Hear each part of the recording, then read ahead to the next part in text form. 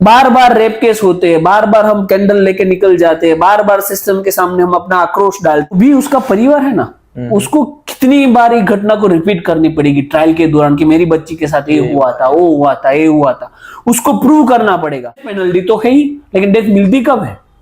6 साल fast track में trial चलाओगे तो 6 महीने चलेगी।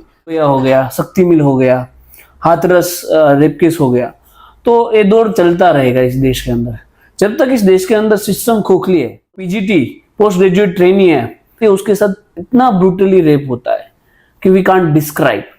उसकी हर एक बॉडी पार्ट पे इंजरी है, उसके मुंह से ब्लड निकल रहा था, उसकी 2 फिंगर फ्रैक्चर थी, उसकी लेग को इतना स्प्लिट किया गया था कि उसकी हिप बोन थी वो ब्रेक हो गई थी, उसके गला को इतना घोटा गया था कि उसकी नेक की जो बोन थी वो ब्रेक हो गई थी, उसके चश्मे के ऊपर वार किया गया था, चश्मे के जो कांच है उसके आंखों के अंदर चुभ गए थे।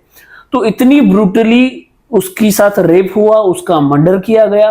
और इस सिस्टम की नफरताई देखिए आप कि बाद में सुबह उनके माता पिता को ये फोन किया जाता है कि आपकी बेटी ने सुसाइड किया, और बाद में उसकी माँ हॉस्पिटल जाती है, उसकी बेटी की डेड बॉडी उसको घटना होने के 12 घंटे बाद यानी कि 2 बजे दोपहर को उसकी डेड बॉडी देखने को मिलती है। उसकी माँ तो शौक हो जाती है कि उसकी बेटी की हालत, कोई भी माँ अपनी बेटी को इस तरीके से नहीं देख सकती। एक अक्यूज को अरेस्ट किया है उसने, राइट, उसका नाम संजय करके कुछ है, और मैंने डिटेल निकाली है कि वो संजय है ना, वो सिविक का वॉलंटियर है पुलिस का। क्या देखो हमारे गुजरात में कैसे फ्रेंड ऑफ पुलिस होते हैं, जो पुलिस के साथ रहते हैं और पुलिस के साथ काम करते हैं।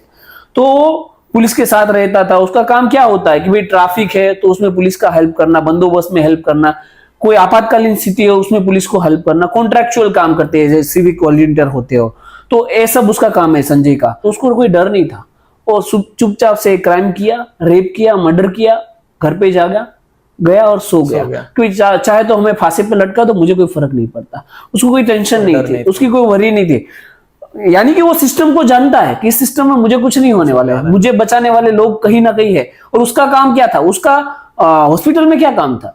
हॉस्पिटल में उसका काम था दलाली का, एडमिशन लेना है, किसी की पोस्टिंग कहाँ पे करवानी है, किसी को क्या ड्यूटी अलॉट करवानी है, सबके पास से दलाली लो, पैसा लो, और उसके अकॉर्डिंगली उसको अलॉटमेंट मिलता था। उसके कनेक्शन बहुत ज्यादा थे। पोस्टमार्टम पूरी रिपोर्ट देखी कि उसमें जो सीमन काउंट, जिसमें स्पर्म काउंट करते हैं, हाँ 150 mg, एक पुरुष की कैपेसिटी होती है 15 mg तक, और 150 mg तक सीमन पाए गए डेड बॉडी में से। तो कहीं ना कहीं वो अकेला तो नहीं था, और जैसी विक्टिम की बॉडी है वो अकेला ऐसा कुछ कर भी नहीं सकता। तो सिस्टम में जो चोर बैठे हैं वो कहीं ना कहीं इस केस के अंदर आज भी किसी ना किसी को बचा रहे हैं। बहुत सारे सस्पिशियस है। और ये जो संजय है उसका तो एक हैबिचुअल हिस्ट्री रहा है, इसकी 4 बार शादी हुई है, चारों 4 बार वो मेंटली इतना क्रूअल था, सेक्सुअल हैरेसमेंट, क्रूअल्टी के ग्राउंड पे उसका डिवोर्स हुआ है। उसके फोन के अंदर भर भर के पोर्नोग्राफी थी। तो एक मेंटली पर्वर्ट इंसान था, कोई अच्छा इंसान नहीं था, और फिर भी सिस्टम ने कहीं ना कहीं उसको बचाया है। तो जब तक सिस्टम इसमें कुछ चेंजेस नहीं लाएगी तो ऐसी घटनाएं होती रहेगी। बार बार रेप केस होते हैं, बार बार हम कैंडल लेके निकल जाते हैं, बार बार सिस्टम के सामने हम अपना आक्रोश डालते हैं, लेकिन बार बार ये होता ही रहता है। और ये तो एक केस है जो सामने आया, इतना याद रखिएगा।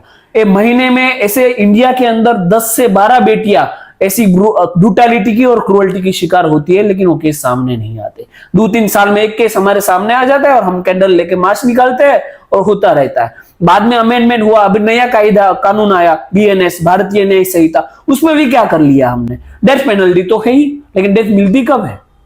6 साल फास्ट ट्रैक में ट्रायल चलाओगे तो 6 महीने चलेगी। तो वो एक जो भी उसका परिवार है ना, उसको कितनी बार एक घटना को रिपीट करनी पड़ेगी ट्रायल के दौरान कि मेरी बच्ची के साथ ये हुआ था, वो हुआ था, ये हुआ था, उसको प्रूव करना पड़ेगा। एक अलग से कानून होना चाहिए, जब भी मानव जात को शर्मसार करे ऐसी कोई घटनाएं होती है तो उसके लिए एक अलग अलग कानून होना चाहिए, और शूट टू डेड कानून होना चाहिए कि उसको मार ही डालना चाहिए।